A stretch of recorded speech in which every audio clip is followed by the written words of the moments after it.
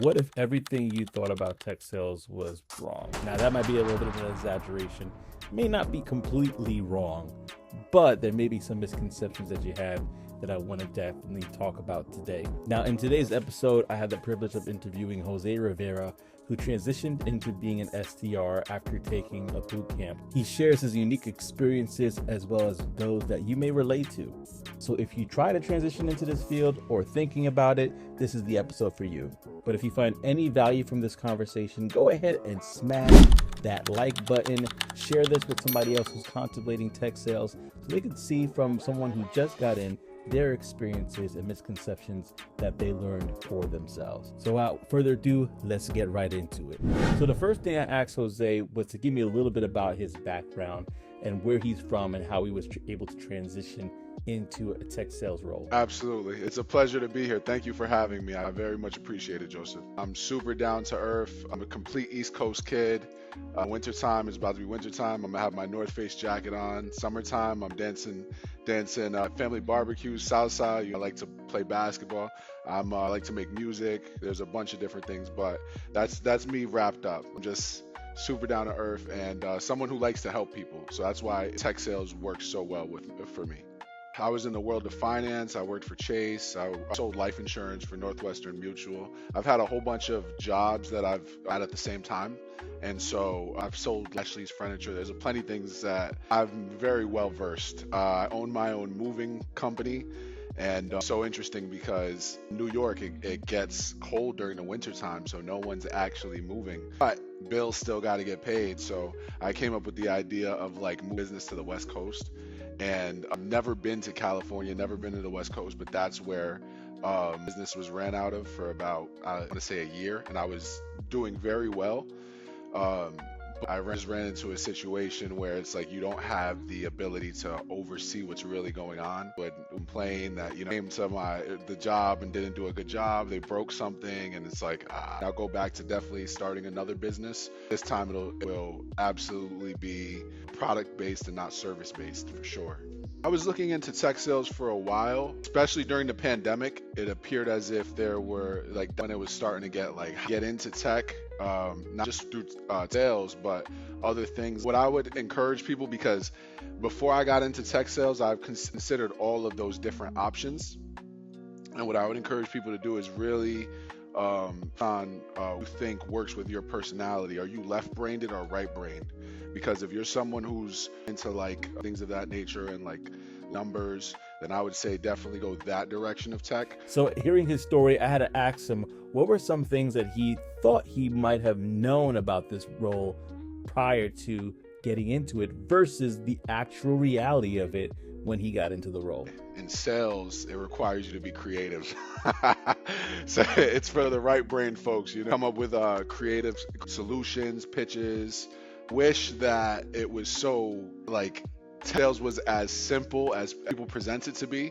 Like if you're going to take a course and then in 3 months you'll be making 300,000 a year, it's not the way it goes. Like that was the misconception that I had, that I believe a lot of people have, because they might believe that it's a way to get into, and I've spoken to you about this, I mentioned it.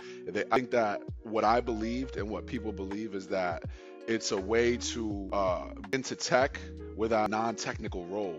But what I would say is this: it's probably the most technical role, because you have to learn your actual product, the way it works, who to sell to, how to find their needs, and how to communicate complex details very simply.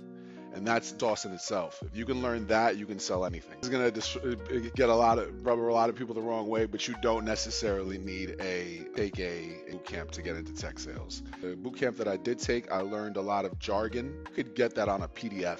Realistically, a lot of the tools that you would learn about within a boot camp, that the company that you're going for might not have them. And I would say, like, I was first trying to break into tech. I had the hiring period where it seemed like they were just hiring SDRs. They goes through like the motions. Probably get people hitting you up in your LinkedIn all the time. So I was just getting a whole bunch of different recruiters hitting me up, and I would make it to the second round, but I just wouldn't get selected. And I was just wondering why. Truth of the matter is this.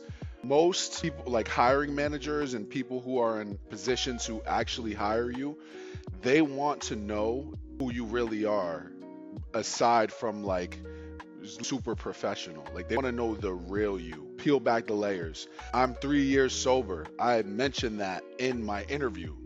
Like I'm not a perfect human being, but I'm someone who's working at becoming a better person. And I think that when you show them that level of transparency, because you have to understand when they're hiring you, you're going to be on meetings, like have a lot of meetings. No matter what company you're in, you're going to have multiple meetings, and they want to make sure that you're a great fit. You're somebody that, human beings too, even if they're not having the best day, when they talk to you, that their day gets a little bit brighter. So yeah, that I would say is the biggest misconception, is like being perfect and the fact that you need a boot camp, because neither of those are accurate. So I have to pause here because I also took a boot camp, and Coursecareers was the one I took. And I definitely agree that people may think that it's like this magic pill that you have to take, boom, you're there. But no, there's actually a lot of hard work you have to put into it. There's a lot of things that you have to do yourself in order to get to the other side. But I'll pause here to say this.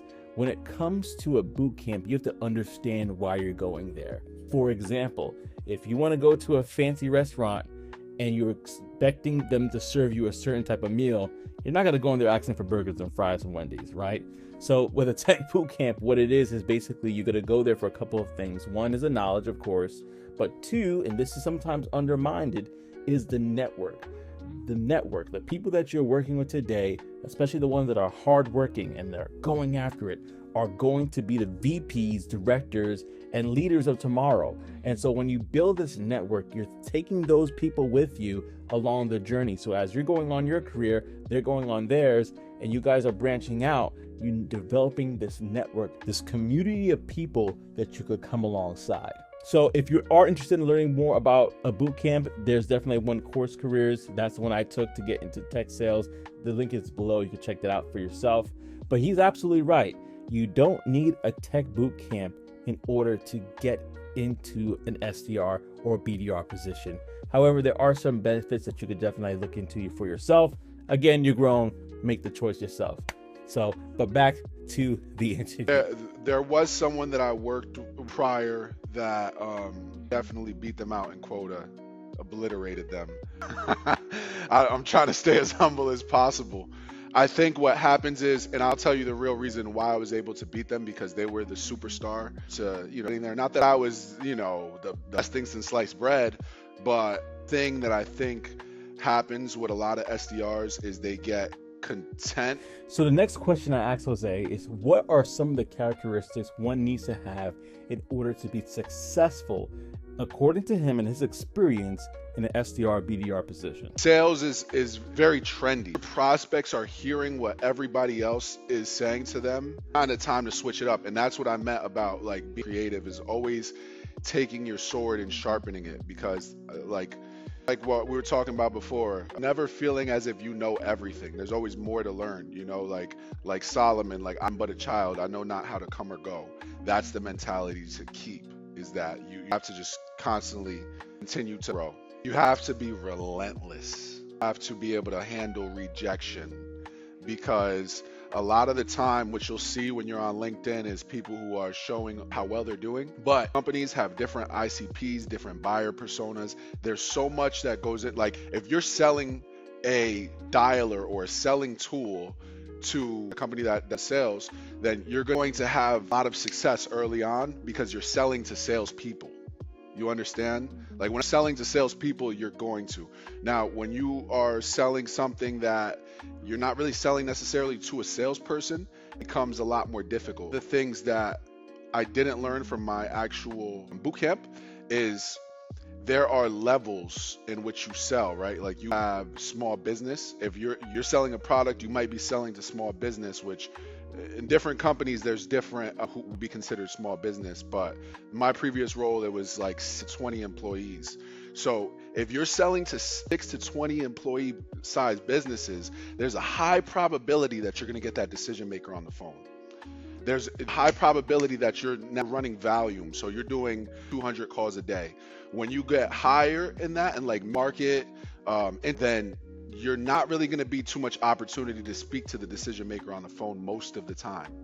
And also your messaging has to be more personalized. I'm learning right now in my role is like scale, which is it's hard to, it's difficult to learn. But personalization at scale is, yeah, what I would definitely say about that. So as the conversations continue to roll out, I asked him, where do you see yourself career-wise in the next few years? And this is what he said. I definitely want to continue in tech sales. I want to climb the top of the mountain, of course. Beautiful thing about tech sales is that once you get good at it, you can juggle different things. You get really, really good at it, and you can lead a life where you juggle different things. And now I'm in a role where I'm hybrid, which is much different from being on site. Let me tell you this. I'm answer your question, but the way that I got into my first role, it was through a focus day where they hired a whole bunch of people who were applying to be SDRs at one time. Like they put us all in a room and then they disqualified who they didn't want to go forward with, which I thought was brilliant. Way to hire, you know? So initially there was 15 of us, like us got selected. Yeah, so the reason I bring that up is because there is a direction that I would like to go. Realistically, I would love to, honestly, I want to be the VP of sales one day. I want to be VP of sales, CMO. That's the goal. I want to do things outside of that as well. I don't want to have a high title to say that I'm this person, but get paid in direct proportion with the amount of people that you serve to. So the higher I go, the more I can serve. And so I'd say that's the direction I genuinely want to go, is own a few businesses while still being in tech and having those businesses run automated and mastering what I do at the same time. Because the previous role that I was in was on site. And when you're on site, like I accepted us, I was on site. And when you're 5 days a week having to show up, it's like, I feel like once you are after your 2 weeks or your month, whatever it takes to actually learn the basics of your product and how to sell it, tech roles should be hybrid, remote, or remote, sales roles at least. I think the only time that doesn't happen is when a company doesn't necessarily trust the people that they're hiring, the adults. We all have, listen, we got kids, we have responsibilities. There's a reason why we're in this field. Growth and development that you will have in selling as it's in tech sales I can't even put it in words. Just learn different techniques and strategies, and selling isn't just what you do when you go to work. Like, you have to sell your kids on why they should eat their vegetables, really becomes, and I mentioned this to you before, if you're selling something that you don't believe in, you're a con artist. If you're selling something that you do believe in passionately, you're no longer selling, you're just an advocate. You are an educator of the product.